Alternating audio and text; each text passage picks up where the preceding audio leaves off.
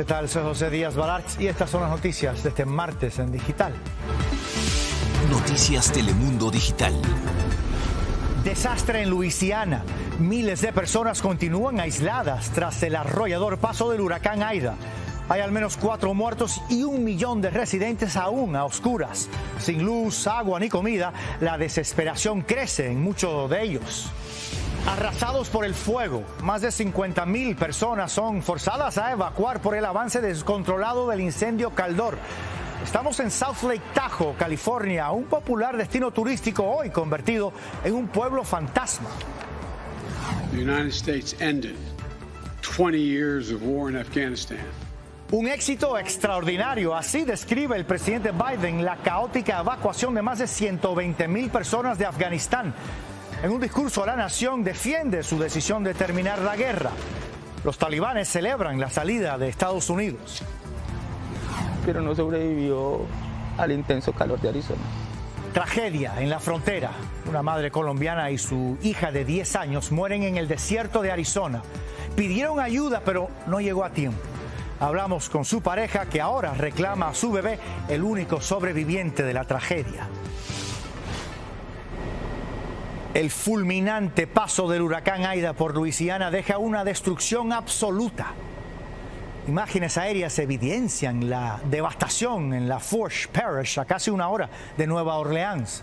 Los vientos del huracán de categoría 4 que tocó tierra el domingo arrasaron con paredes y techos, dejaron numerosos edificios como ruinas y carreteras convertidas en ríos. Varias poblaciones continúan aisladas, lo que hace todavía más difícil los rescates. Mientras en la costa oeste, la batalla es contra el fuego que amenaza South Lake Tahoe en California. Decenas de miles de personas tuvieron que huir de sus hogares por el avance descontrolado del incendio Caldor, que inició hace 17 días y crece sin control. Sus llamas podrían reducir a cenizas el popular destino turístico, mientras los bomberos usan cada recurso para contener las llamas. Son 2 catástrofes que nos ponen de frente a la emergencia climática, golpeando cada vez más fuerte de costa a costa.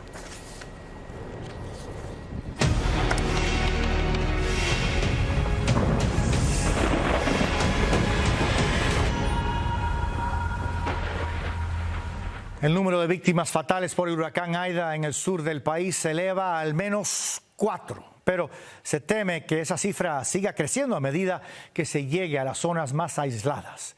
Rubén Pereira se encuentra en Crown Point. Rubén, ¿cuál es el panorama? ¿Qué tal, José? Me encuentro en Crown Point, Luisiana. Como puedes observar, esta comunidad quedó sumergida en el agua. Sin embargo, aquí, como puedes ver, los residentes pueden salir. Desafortunadamente, este no es el caso en otras comunidades donde las personas continúan atrapadas. No se sabe cuántas personas están atrapadas o desaparecidas en Grand Isle y en otras comunidades a las que aún no se ha llegado. La única carretera que conduce a la isla de 7 millas de longitud y habitada por casi 1,000 personas quedó inaccesible, muy dañada por el paso de Aida. La destrucción es grave en los sitios que fueron los primeros en enfrentar la furia del huracán. En el edificio donde vive Luis, en Houma, volaron las paredes de algunos departamentos. La gente de aquí a estar enfrente era una gritazón tremenda, no se podía contener, pero ¿qué hacíamos en ese momento si ya estaba encima? No podíamos salir corriendo para ningún lado. Hoy el gobernador de Luisiana pidió a los residentes del sur del estado que no regresen todavía a sus hogares porque es peligroso. Monse ya no soporta las difíciles condiciones en su casa. Tenemos pensado irnos de Houma, porque imagínense estar sin luz, sin agua, sin nada, es difícil. Comida, mudarnos a otro estado, si la situación sigue así. El calor está por los 90 grados y en la casa de José hay 7 personas. Pasamos ratos adentro, luego salimos, prendemos el clima de los carros, estamos un rato ahí, volvemos otra vez y así. Y las líneas para obtener gasolina parecen infinitas.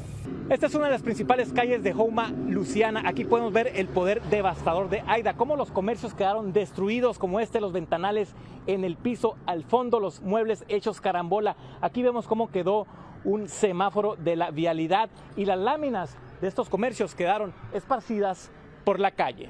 En las carreteras se ven camiones grandes que fueron volteados por la fuerza de Aida. A Giovanni, Aida casi le provocó un infarto. Sentí pues el miedo, porque sentía como que era el fin del mundo ya, de fuerte que venía. Pero en medio de la tragedia, la bondad comienza a florecer. En Crown Point, Rubén Pereira, Noticias Telemundo. También son complicados los rescates en La Place, una de las comunidades que quedó anegada por las lluvias de Aida. La Guardia Nacional aún intenta encontrar a los sobrevivientes atrapados por la inundación. Francisco Cuevas se encuentra allí. Francisco, buenas tardes. ¿Cuál es el alcance del desastre? ¿Qué tal, José? Con el correr de los días podemos ver el daño que dejó a su paso el huracán Aida por esta parte de Luisiana. En estos momentos, cerca de 1 millón de personas continúan sin servicio eléctrico y al tiempo que las temperaturas continúan aumentando considerablemente, también la necesidad de agua y de comida, especialmente entre todos aquellos que se quedaron en su casa y donde aún muchos permanecen atrapados. Es un día más de agonía para los habitantes de La Place en Luisiana, que de la noche a la mañana pasaron a vivir prácticamente en un lago. Está a las manos de Dios, porque nunca se sabe cuándo va a ocurrir alguna desgracia, ¿verdad? Como le digo, estamos cerquita del lago, del mar y todo. Aquí estamos en medio del agua viviendo, digamos. Muchas comunidades están bajo el agua. La destrucción que dejó Aida se ve por todas partes. Y el cansancio y la desesperación de quienes lo han perdido todo se ve reflejado en los rostros de los más pequeños. Estaba nervioso cuando estaba el huracán, pero a lo menos estamos vivos. Miembros de la Guardia Nacional trabajan incansablemente rescatando a familias enteras. Ha habido muchas personas que no quisieron salir y están ahorita batallando para sacarlos. Pero para eso estamos aquí nosotros, para esas personas que necesitan nuestra ayuda, y ya estamos listos. Horrible, horrible. Hemos estado pasando unas que realmente a nadie se las deseo. Como le digo, hemos estado sin luz. Necesitamos agua, necesitamos comida, aire. Las inundaciones son en este momento una de las grandes preocupaciones para todos los habitantes de Luisiana. Miles continúan atrapados en sus casas y los rescates continúan, pero la mayor preocupación es que podrían estar sin electricidad por 4 semanas más. Como ocurrió con Katrina y otros desastres naturales, la mano inmigrante está respondiendo al proceso de recuperación. Se ve bastante dañado, como es el techo de las casas y hay bastante trabajo, bastante trabajo. Es algo que nunca había visto. Las próximas semanas serán críticas en estas comunidades ansiosas por regresar pronto a la normalidad. En La Place, Luisiana, Francisco Cuevas, Noticias Telemundo. Y pasamos a la costa oeste, donde decenas de miles de personas tuvieron que evacuar en South Lake Tahoe, California, por la cercanía del incendio Caldor. Este fuego ha destruido ya más de 600 estructuras y ahora acecha a esa ciudad turística. Francisco Fajardo está en esa zona. Francisco, buenas tardes. ¿Cuál es la amenaza principal? ¿Qué tal, José? El viento que no ha dejado de soplar, como pueden ver, es la principal amenaza. Nos encontramos muy cerca de South Lake Tahoe, justo en esta barrera de contención que crearon los bomberos.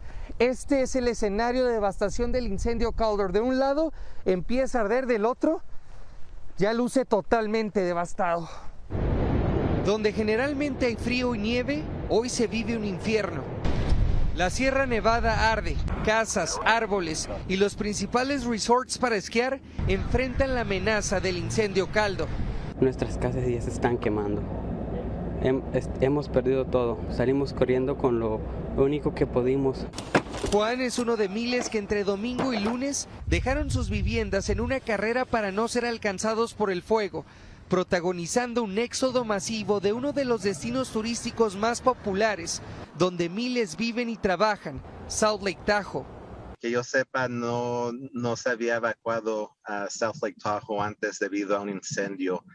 Casinos, restaurantes y hoteles están cerrados ante el peligro de que el fuego llegue hasta el corazón de la ciudad.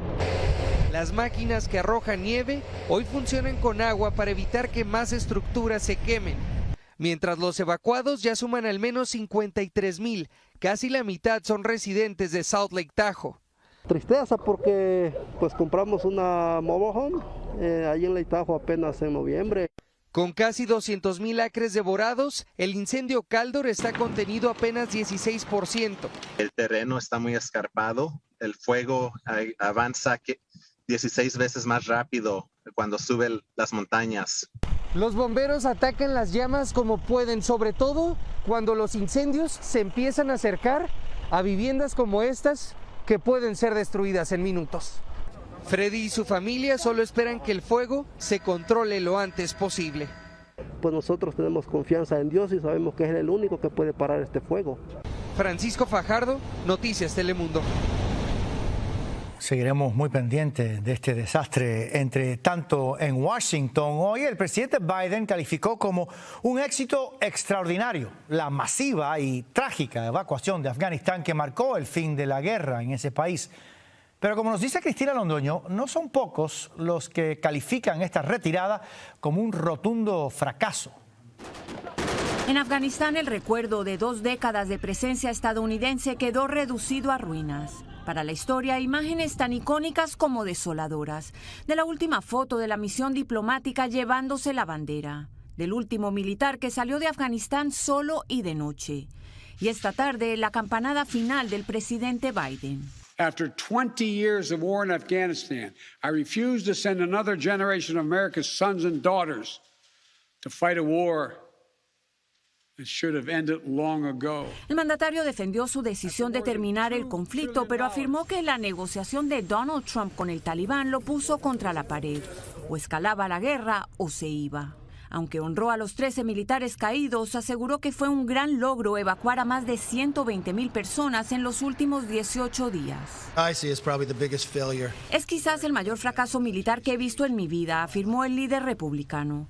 Como muchos, más que la salida de Afganistán, critica la manera caótica en que fue manejada. Este veterano dice que lo que más le costó fue ver a los talibanes contra los que combatió, revisando algunos de los más de 150 vehículos que el Pentágono abandonó y dijo haber destruido para que quedaran inservibles. Yo nada más me quedo con este dolor de qué estábamos haciendo ahí por 20 años.